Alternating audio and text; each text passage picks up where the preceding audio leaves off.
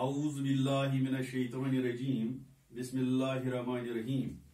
अगर होता वो मजदूबे फरहंगी इस जमाने में, अगर होता वो मजदूबे फरहंगी इस जमाने में, तो इकबाल उसको समझाता मुकामे किब्रिया क्या है। अजीज तलबा व तालिबात, अस्सलाम अलैकुम। आज मैं आपके सामने ख्वाजा हैदर अली आतिश की दूसरी गजल लेके आपके सामने हाजिर हुआ हूं। मुझे उम्मीद है कि आप क्लास के दौरान बड़े गौर से इसको समझने की कोशिश करेंगे और बहुत ही अटेंटिव रहेंगे। तो जहां तक इस दूसरी गजल का पहला शेर है वो इस तरह से है। हमेशा मैंने गिरेवां को चाक चाक किया, तमाम उम्र रिफूगर रहे रिफू कर दे। जहां तक इस गजल की, क्योंकि 3 इशार जो है वो हमने मुकम्मल किए हैं पहले ही लेसन में, आज ये चौथा शेर है दूसरी गजल का।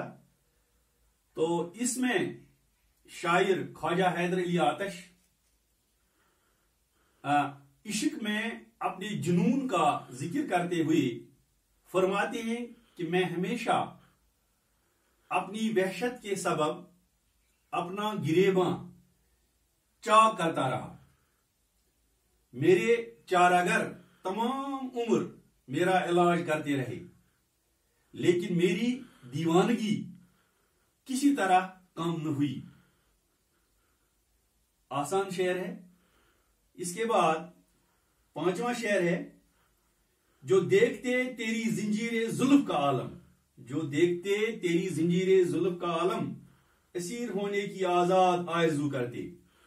जहां तक इस शेर का ताल्लुक है, इसमें ख्वाजा हैदर अली आतिश अपने महबूब से मुखातिब होकर फरमाते हैं कि आजाद तबीयत लोग भी अगर तुम्हारी जुल्फों का नजारा करते तो वो भी इन जुल्फों की जंजीरों में कैद होने की ख्वाहिश करते। गोया एक मैं ही नहीं बल्कि कोई भी तुम्हारी जुल्फों को देखकर तुम्हारा आशिक हो जाता। तो इसके बाद 6ठा शेर है। ये काबा से नहीं है बेवजह निस्बते रुखियार, ये काबा से नहीं बेवजह निस्बते रुखियार, ये बेसबब नहीं मुर्दे को किबला रो कर दे। शायर ख्वाजा हैदर अली आतिश इस शेर में फरमाते हैं कि काबे को मेरे महबूब से यूं ही निस्बत नहीं है।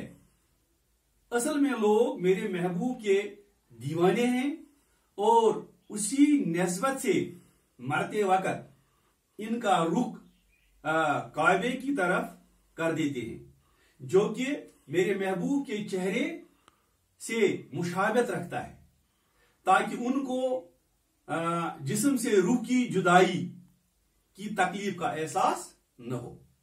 आसान शेर है। इसके बाद 7वां शेर है। सिखाते नाले शबगीर को दरअंदाजी, सिखाते नाले शबगीर को दरअंदाजी, गमे फिराक का इस चरख को अदू कर दे। यानी ख्वाजा हैदर अली आतिश इस शेर में फरमाते हैं कि हम रात भर की जाने वाली आहो फिगां को दरअंदाजी करना सिखाते, ताकि ये आसमान को चीर कर अपने लिए असर ले चली जाती। अपने यानी जो आहो फिगां ये आसमान ही है। नहीं, जरा मैं दोबारा इसको रिपीट करूंगा। शायर फरमाते हैं कि हम रात भर की जाने वाली आहो फिगां को दरअंदाजी करना सिखाते, ताकि ये आसमान को चीर कर अपने लिए असर लेने चली जाती। ये आसमान ही है जो आहो फिगां को ऊपर जाने से روکتا ہے اور ہم جدائی کے غم میں ہی مبتلا رہتے ہیں. اس لیے ہم جدائی کے غم کو آسمان کا دشمن بنا دیتے تاکہ آسمان آہوزاری کو روک نہ سکے اور یہ آہوزاری دعا بن کر اوپر چلی جائے. یعنی انسان کے دل سے جو نالا نکلتا ہے، جو آہو فگاں نکلتا ہے، وہ آسمان کے اوپر جا کر، اگر آسمان پر بادل بھی ہوں تو ان بادلوں سے بھی یہ آہو فگاں کہتی ہے کہ مجھے جانے دو، میرا راستہ مت روکو، اور یہ آہو فگاں عرش عظیم پہ جا کر قبول ہو جاتی ہے. جس کی طرف ایک اردو کے ایک مشہور شاعر آغا حشر کاشمیری نے بھی اشارہ کیا ہے. آہ جاتی ہے فلک پر رحم لانے کے لیے، آہ جاتی ہے فلک پر رحم لانے کے لیے، بادلوں ہٹ جاؤ دے دو راہ جانے کے لیے.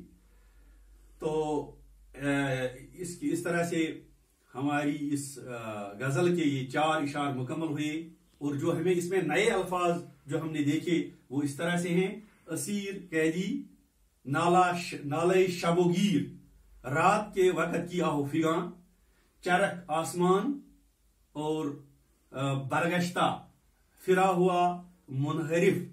تو اس طرح سے ہمارے یہ 4 اشعار جو ہیں مکمل ہوئے. مجھے امید ہے کہ آپ نے اچھی طرح سے ان کو سمجھ لیا ہوگا، اور کل پھر دوسرا لیسن لے کر میں آپ کے سامنے حاضر ہو جاؤں گا. وآخر دعوانا الحمد للہ رب العالمین.